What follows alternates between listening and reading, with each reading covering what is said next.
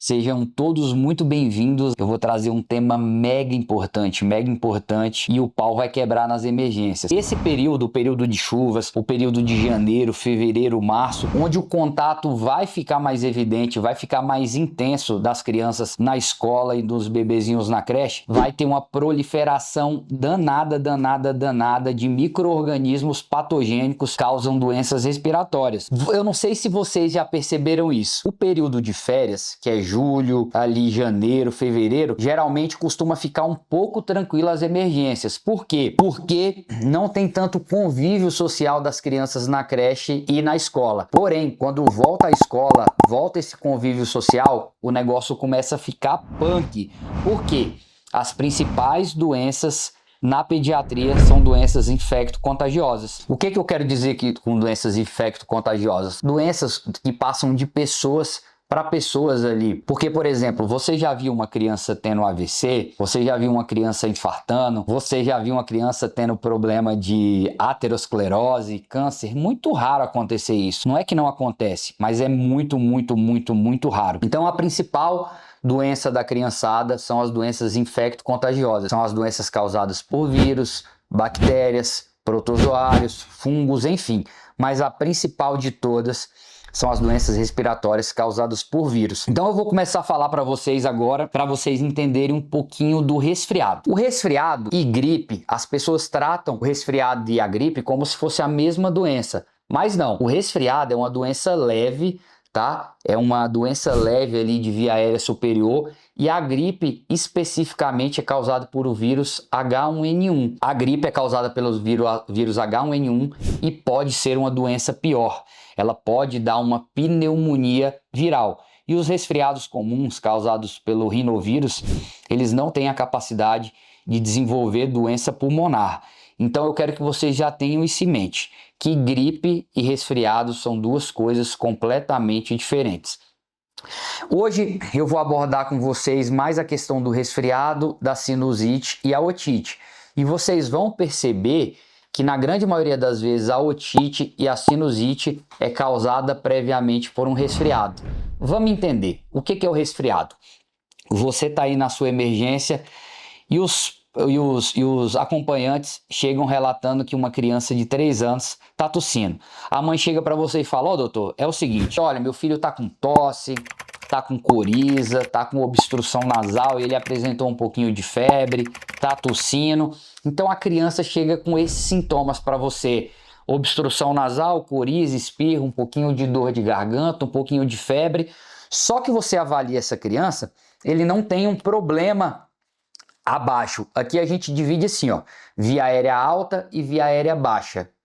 Quando você examina um paciente e ele tem sintoma de via aérea alta, que é coriza, espirro, febre, dor de garganta, tal, e ele não tem sintoma de via aérea baixa. O que é sintoma de via aérea baixa? Taquipneia, desconforto respiratório, crepitação, sibilo, ausculta pulmonar alterada.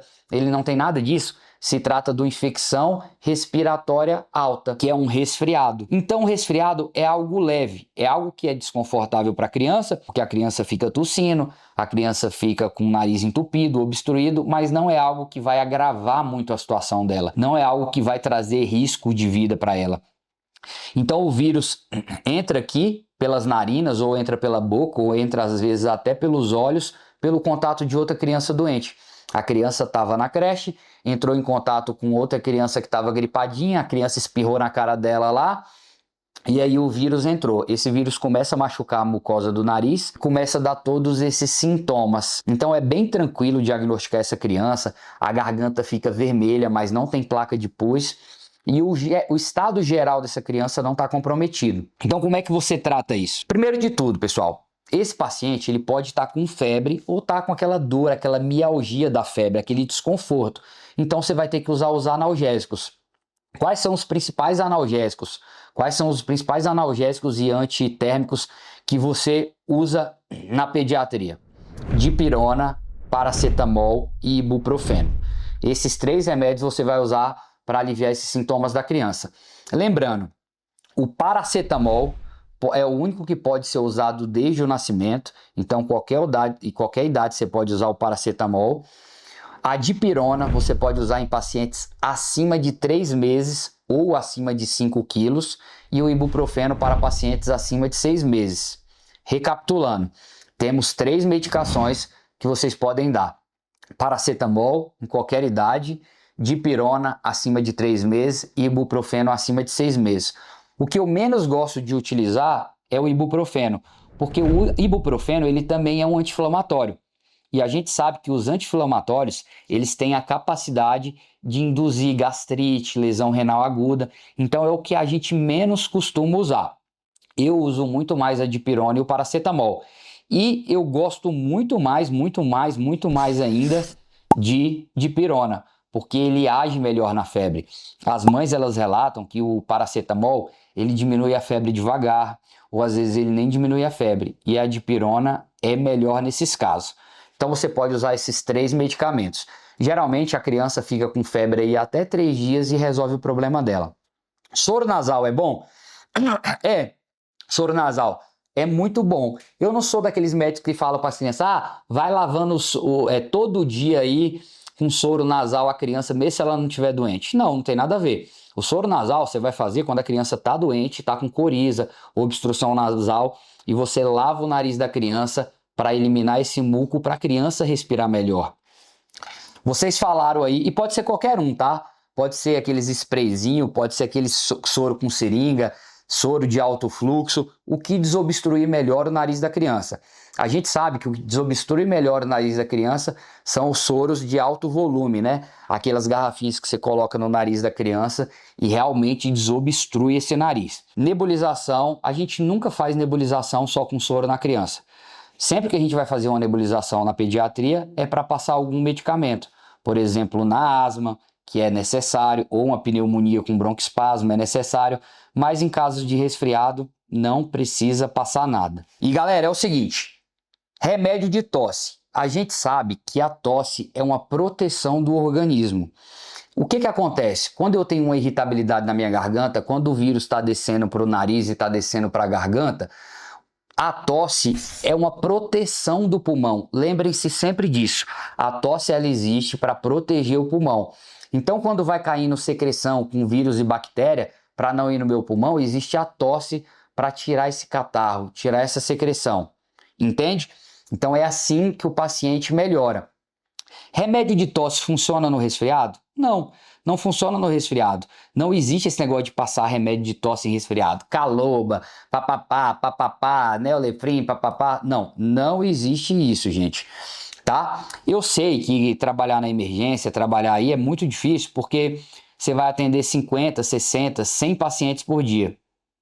E aí que o pau quebra, porque muitas vezes é desgastante ficar explicando isso para todos os pais, e eles brigam com você, discutem com você, vai em outro médico, passa. Então eu faço o seguinte, para aliviar muito essas discussões que a gente tem no pronto-socorro com os pais, eu costumo passar um anti-histamínico de segunda geração. O que é o anti-histamínico de segunda geração?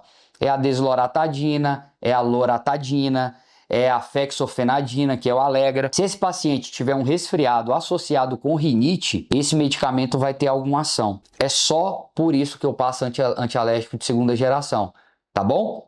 Mas não tem evidência científica que melhore o resfriado.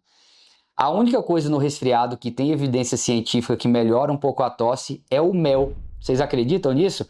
Você dá 1 mlzinho de mel para a criança 3 vezes ao dia ou só à noite, e esse mel passa na garganta meio que forrando, meio que isolando as terminações nervosas da garganta e alivia um pouco da tosse da criança.